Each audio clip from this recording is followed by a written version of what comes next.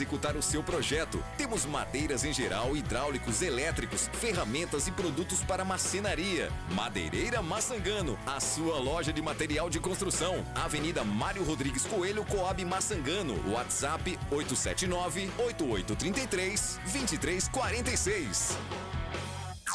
O telefone que mais toca é o Megafone da Grande Rio. Mega Fone. Você liga, pede a sua música e oferece pra quem você quiser. Megafone. Aqui na Grande Rio. Tem mais alegria no ar. Grande Rio. Grande Rio FM. Grande Rio FM. De volta ao painel 100,7 com Daniel Campos e Marco Aurélio. Agora 12:40. É hora da entrevista aqui no painel 100,7 e o nosso assunto é o cuidado com os velhinhos e as velhinhas. Porque as estatísticas indicam, senhoras e senhores, que teremos no Brasil, no ano que vem, mais de 32 milhões de pessoas com mais de 60 anos. E claro que é fácil supor que essa maior longevidade trará um aumento significativo de doenças crônicas que, como consequência, poderão acarretar maior dependência dos idosos. Ainda que este século será marcado, então, por novas necessidades de cuidado para esse segmento da população. Considerando, então, que a gerontologia é a ciência que estuda o processo de envelhecimento em suas mais diversas dimensões e que, na prática, na ótica atual, se constitui em uma especialidade de diferentes profissões, a gente só pode supor, né, de que essa profissão, essa função vai ganhar uma necessidade muito grande de profissionais. Para falar sobre isso e também destrinchar para a gente o que a gerontologia faz, que cuidados são esses necessários, a gente está recebendo Hamilton Cruz, que é tecnólogo em gerontologia, especialista aí em atenção e cuidados com os idosos, né? É também agente de endemias aqui do município, cuida muito bem da cidade, mas tem uma paixão muito grande. Basta ver suas redes sociais, Hamilton. Você tem uma paixão muito grande, né, por esse seu ofício de gerontólogo. Seja bem-vindo, boa tarde, obrigado por aceitar vir conversar com a gente aqui. Boa tarde Daniel Campos, boa tarde Marco Aurélio e todos os ouvintes. Muito obrigado pelo convite, estou muito feliz de estar aqui com vocês para falar um pouquinho sobre a gerontologia, a área que eu me dediquei, que eu me formei, que eu tenho um grande amor em falar sobre ela e me dedicar em relação à gerontologia, sobre esse cuidado das pessoas idosas. Muito obrigado pelo convite. Bom, eu vou perguntar por que essa paixão, você é um menino jovem, essa paixão sua pela gerontologia, por esse aspecto aqui, por essa previsão de crescimento de pessoas idosas ou coisa que você já traz da sua relação familiar? Então, meu amor pela gerontologia, ela surgiu muito antes de saber que existia a gerontologia e que eu tivesse o conhecimento ou contato com a gerontologia. Na verdade, meu primeiro contato com a população idosa, ela surgiu quando eu fazia parte da pastoral da pessoa idosa na Igreja Católica, e eu tive esse contato e eu comecei a perceber que, na verdade, as pessoas idosas, elas passam a ser um pouco esquecidas pela sociedade e pela própria família, que passa a entender o idoso, né, a pessoa que já está com mais de 60 anos, como um peso.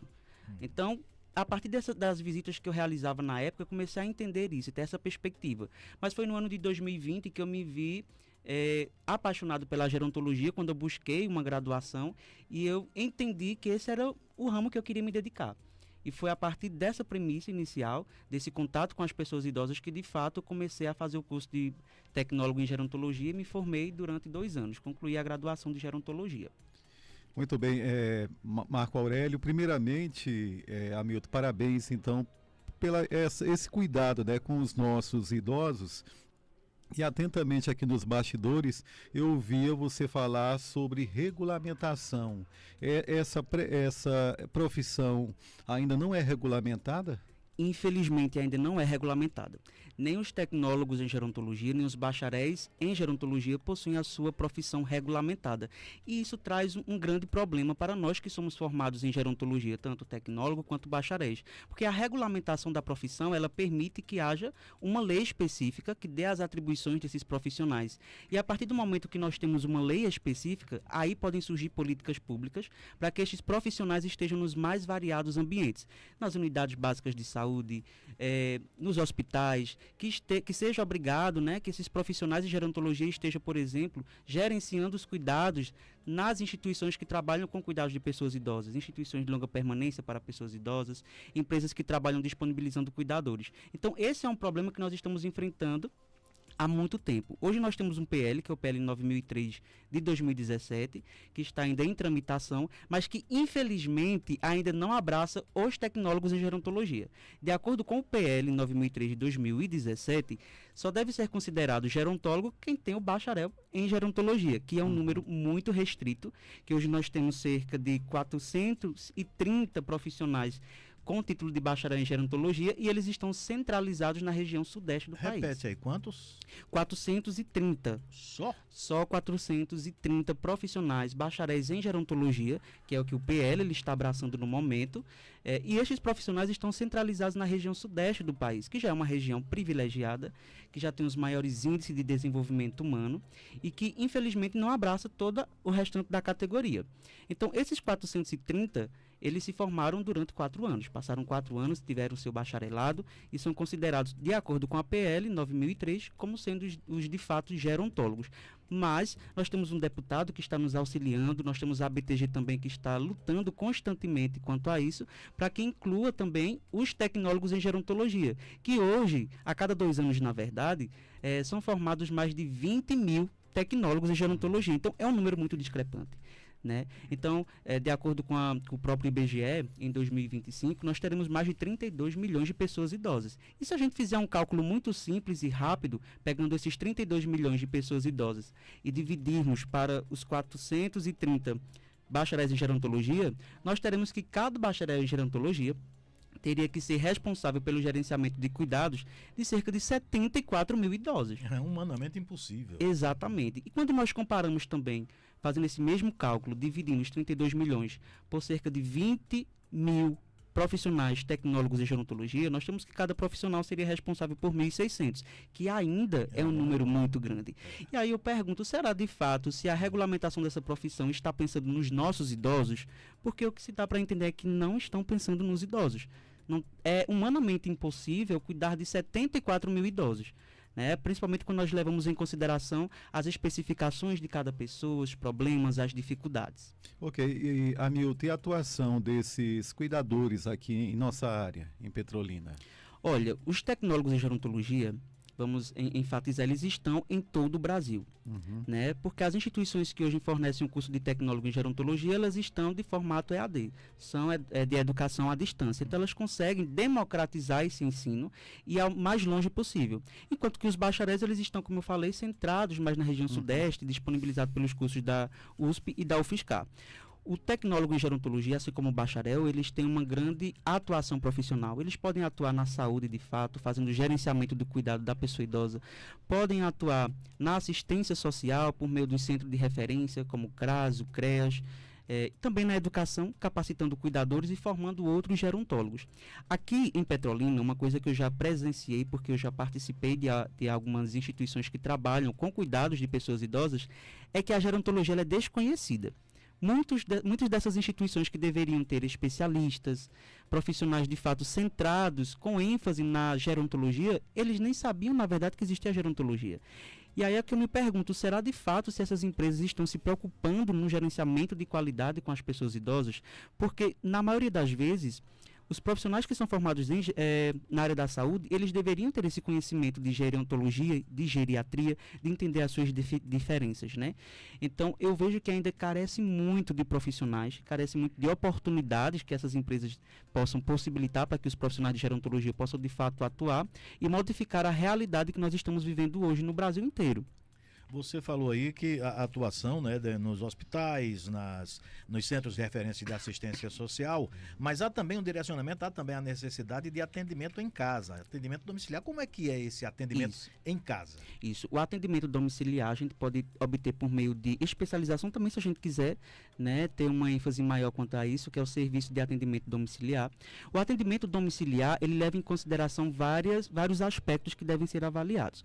A primeira coisa que eu sempre enfatizo para as pessoas que me procuram, que têm dúvida em relação à gerontologia e como nós atuamos, é que é preciso fazer uma avaliação com a pessoa idosa e também uma avaliação do ambiente. Então, para que eu consiga cuidar de uma pessoa idosa no seu domicílio, eu preciso entender o que precisa ser modificado nessa residência, o que precisa ser alterado para que essa pessoa idosa ela tenha o seu cuidado de fato longitudinal, que a gente passe por todos os fatores que influenciam positivamente e negativamente na vida dessa pessoa. Então, por exemplo, quando eu vou na casa de uma pessoa idosa e eu faço uma avaliação dela, que eu busco informações sobre o seu aspecto clínico, se tem doenças ou não, quais são essas doenças, quais são as cirurgias que já fez. Quando eu passo também pelo aspecto psicossocial, qual é a sua relação com a família, como a família cuida, se ela tem contato com a sociedade e seu aspecto funcional, que ela ainda consegue fazer sozinha ou não, eu também entro no aspecto da própria residência.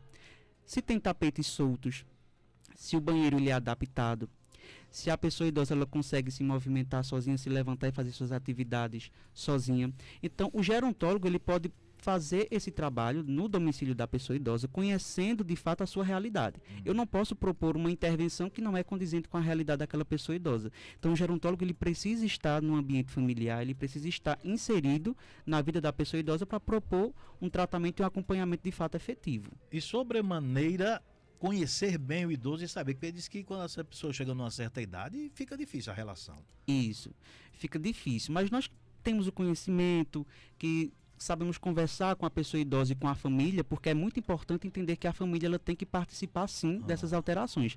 Eu preciso entender, por exemplo, se aquela pessoa idosa ela tem algum processo demencial, se ela tem Alzheimer, então quais são as condições de saúde que de fato afetam a vida daquela pessoa, para que eu consiga saber se eu posso pegar todas as informações diretamente da pessoa idosa ou se eu posso pegar informações de ambos, do idoso e da família, porque tem que estar presente, que é uma realidade que infelizmente a gente precisa enfatizar, que muitas famílias não querem ser responsáveis pelos cuidados dos seus pais, né? Os pais que se dedicaram sua vida para cuidar dos seus filhos, e quando chega na velhice, os filhos simplesmente querem continuar com sua vida e não se sentem responsabilizados por gerenciar um cuidado adequado para os seus pais e responsáveis, né?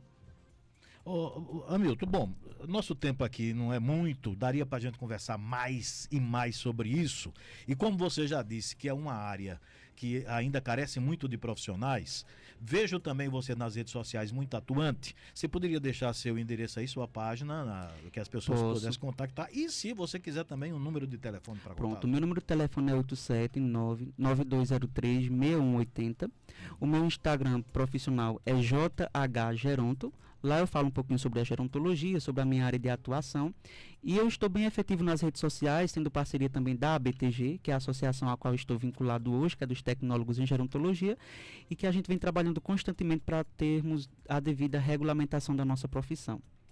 Então, muito obrigado, Hamilton Cruz. Hamilton. Valeu mesmo a sua participação aqui. Portanto, tá aí as informações de contato.